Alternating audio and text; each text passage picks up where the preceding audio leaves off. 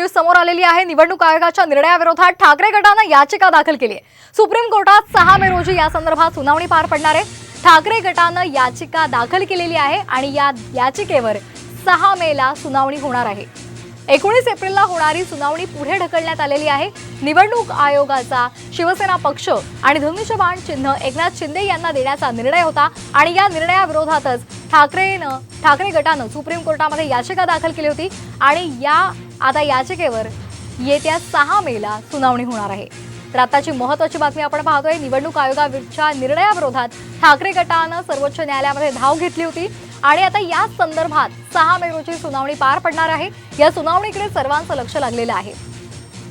निवडणूक आयोगाने शिवसेना पक्ष आणि धनुष्यबाण चिन्हासंदर्भात जो निर्णय घेतला होता, एकनाथ शिंदेंना त्यांनी धनुष्यबाण चिन्ह आणि शिवसेना पक्ष दिलं होतं। या निर्णयाविरोधात ठाकरे गटाने सर्वोच्च न्यायालयात धाव घेतली होती।